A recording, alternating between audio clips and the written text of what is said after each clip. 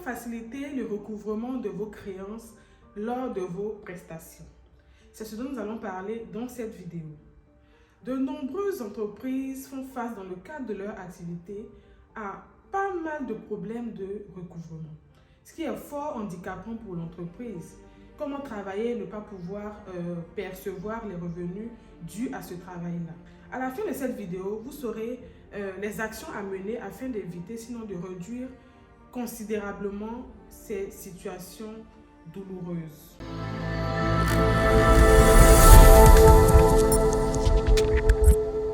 Je suis Ange Désirée Nimlé, juriste conseil, manager et fondatrice du cabinet ADM Consulting qui œuvre depuis près de 5 ans à rendre accessible la sécurité juridique même aux plus petites entreprises. Avant de continuer cette vidéo, je vous invite à vous abonner à cette chaîne YouTube et à nous suivre également sur nos différents canaux sur les réseaux sociaux, à savoir Facebook, Instagram, et également à visiter notre site web www.monconseillerjuridique.com afin de pouvoir faire le plein d'informations juridiques utiles pour votre entreprise. Si vous souhaitez aller plus loin, si vous êtes entrepreneur et que vous souhaitez vous faire accompagner juridiquement ou encore faire formaliser votre activité ou que vous avez besoin d'autres services d'ordre juridique, je vous invite à cliquer sur le lien en dessous de cette vidéo afin de prendre un rendez-vous avec moi, déjà pour un audit juridique gratuit ou avec un membre de mon équipe. Pour revenir au sujet de notre vidéo, alors comment faire pour pouvoir réduire considérablement ou carrément éviter les problèmes dus au manque de recouvrement de vos créances dans le cadre de vos différentes prestations? Première chose à faire, vous devez avoir des preuves. Absolument, vous devez avoir des preuves. J'entends par preuve un contrat de prestation dans lequel il va être clairement mentionné le montant de la prestation et le moment auquel le client doit payer.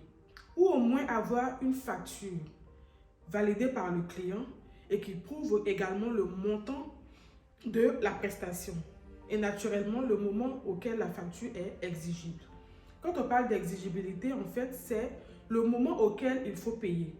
Il faut absolument avoir une preuve afin qu'il y ait des traces noir sur blanc du moment justement auquel le client doit verser l'argent, parce que c'est à ce moment-là qu'on pourra parler de créance. Il faut que la créance soit exigible. Donc là, c'est un terme juridique que je vous ai expliqué auparavant. Une créance exigible, c'est une créance qui est arrivée à son point de règlement. Voilà, donc si c'est chaque 5 du mois que le client doit payer, il faut que ça soit mentionné clairement quelque part afin que le 5, on puisse dire en fait concrètement que le client vous doit de l'argent. Sinon, avant ça, le client ne vous doit pas d'argent. Il faut alors des preuves de tout ce que vous avez eu comme accord avec le client. Deuxième chose, si en termes de preuves, comme j'ai parlé tout à l'heure, c'est un contrat de prestation que vous avez signé avec le client, il faut que dans ce contrat, il y ait ce qu'on appelle une clause pénale. La clause pénale, en fait, c'est une clause qui vient mettre un peu de pression au client pour, en fait, assigner à ce client-là des pénalités en cas de retard de paiement. C'est une clause aujourd'hui qu'on voit très souvent dans les contrats de bail, dans tout ce qui est baux commerciaux ou d'habitation. D'accord? On peut dire voilà que le contrat, le loyer, il est payable au 5 du mois, mais à partir du 6, vous avez peut-être 1% de plus à chaque jour qui passe. Donc ça vous permet, cette clause pénale vous permettra en fait de mettre la pression sur le client qui naturellement ne voudra pas payer plus cher que normalement. Donc il va s'atteler à régler au plus vite. Donc vous devez intégrer une clause pénale.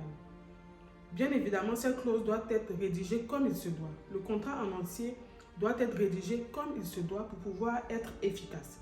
C'est la raison pour laquelle vous devez penser aussi à vous faire accompagner juridiquement. Troisième chose, il vous faut faire des relances amiables par écrit. Donc là, on est dans le cadre où le client n'a pas payé sa dette, le client n'a pas réglé sa créance, d'accord?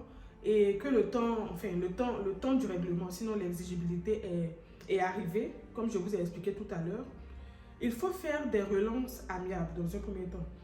Alors, les relances amiables ne sont pas obligatoires. Les relances amiables doivent se faire de manière écrite. Il est possible de les faire par appel ou par tout autre moyen, mais ce qui est conseillé pour pouvoir faciliter votre recouvrement, vu que c'est le thème de cette vidéo, C'est de le faire par écrit. Donc, vous pouvez faire des lettres, d'accord, pour relancer, pour rappeler à votre client le fait qu'il doit payer votre créance.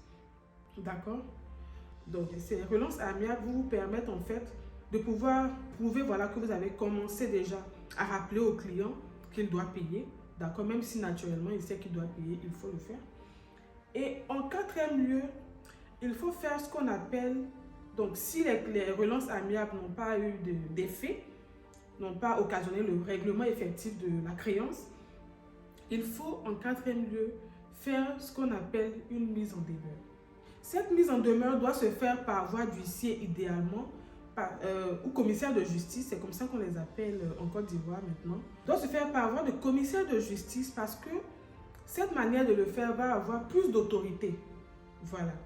Et je vous disais tout à l'heure que je vous expliquerai pourquoi c'est bien de faire des relances amiables. Parce que le fait d'avoir fait des relances amiables avant de pouvoir passer à la mise en demeure par voie d'huissier, vous permettre en fait d'imposer un délai plus court à votre débiteur. Le débiteur, c'est celui qui vous doit de l'argent, donc le client, à votre client pour pouvoir payer la dette. Si vous n'avez pas fait de relance amiable, alors le délai sera forcément plus long pour lui permettre de s'exécuter. Faire des mises en demeure par voie d'huissier vous permettra en fait de pouvoir naturellement avoir le droit de recourir à l'action en justice en cas de non-paiement. Parce que c'est la dernière étape obligatoire, donc c'est la dernière étape imposée par la loi. Sinon, c'est l'étape ultime imposée par la loi avant de pouvoir faire une action, intenter une action en justice. Si vous n'avez pas fait de mise en demeure, vous ne pouvez pas faire face à la justice pour le recouvrement de votre créance. Donc, ce qu'on souhaite naturellement, c'est que vous n'en arriviez pas là ou que ça se limite à cette mise en demeure par voie d'huissier parce que ça va venir mettre la pression de toute façon. Et en général, lorsqu'on fait ça, le client s'exécute. Mais si ce n'est pas le cas, vous aurez la voie libre pour aller vers les tribunaux. Voilà. Donc, pour récapituler, première des choses, il faudra avoir des preuves de votre créance, d'accord, afin qu'on puisse savoir à quel moment exactement le paiement est exigible. Deuxième des choses, avoir ce qu'on appelle une clause pénale dans votre contrat de prestation. Troisième des choses, faire des relances amiables, mais des relances amiables écrites pour pouvoir avoir des traces, d'accord. Il faut toujours des preuves, hein, je le dis tout le temps. Et dernière chose, c'est de pouvoir faire vos mises en demeure par voie de commissaire de justice pour avoir plus de pression, pour avoir plus d'autorité, pour avoir une force plus probante de votre action. Voilà. Donc là, on a fait le tour et je vous invitais tout à l'heure à vous abonner à la chaîne YouTube. Et si vous souhaitez vous faire accompagner juridiquement, le lien est en bas pour pouvoir bénéficier d'un audit juridique gratuit avec moi, donc d'un échange avec moi ou d'un membre de mon équipe pour pouvoir évaluer la situation juridique de votre entreprise. À bientôt, bye!